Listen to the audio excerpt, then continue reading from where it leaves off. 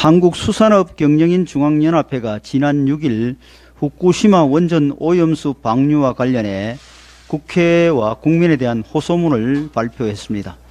오염수에 대한 과장된 오해와 걱정이 지나쳐 공포가 되지 않도록 해달라며 일부 선동가들의 잘못된 정보와 가짜뉴스는 철저히 가리고 어느 때보다 차분하고 냉정히 대응해 우리 수산업계의 선의의 피해를 막아달라고 호소했습니다. 또한 우리 수산물에 대한 불신이 생기는 일이 없도록 해야 한다며 과도한 공포가 우려되고 공포가 우리 수산인들에게 절망이 되지 않도록 지혜롭고 현명한 국민들의 도움을 요청드린다고도 했습니다.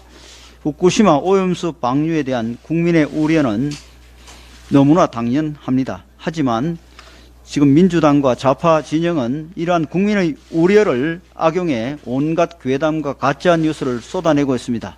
이는 반일 감정을 조장하고 정부를 뒤흔들려는 목적 외에 아무것도 아닙니다. 심지어 어제는 이재명 대표가 중국 대사와 면담을 갖고 후쿠시마 오염수 방류에 대한 공동 대응을 논의했다고 합니다. 한마디로 터무니없는 일입니다. 중국의 55기 원전은 대부분 우리 서해와 맞닿아 있는 중국 동쪽 연안에 몰려 있고 여기서 배출되는 삼중수소의 양은 후쿠시마 배출량의 50배에 이릅니다.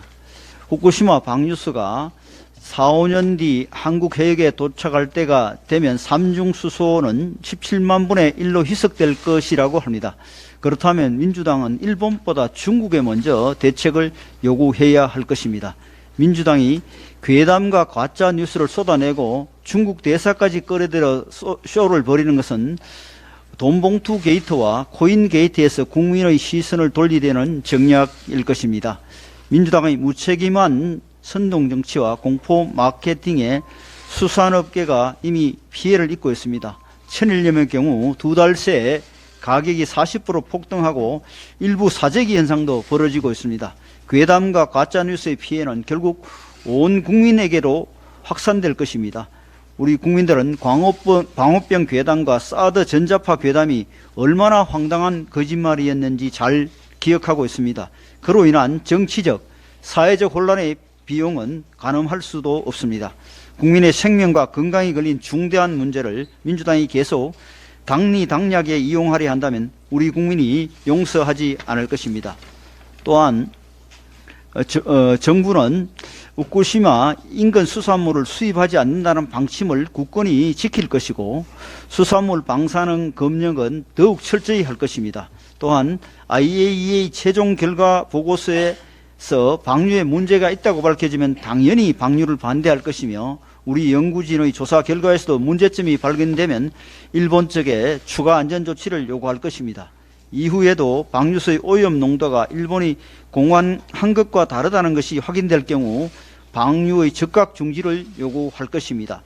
정부의 방침이 확고한 만큼 지금 우리 국회가 해야 할 일은 괴담과 가짜뉴스를 제거하고 과학적 진실만을 가려내어 보다 정확한 대책을 세우고 국민을 안심시키는 것입니다.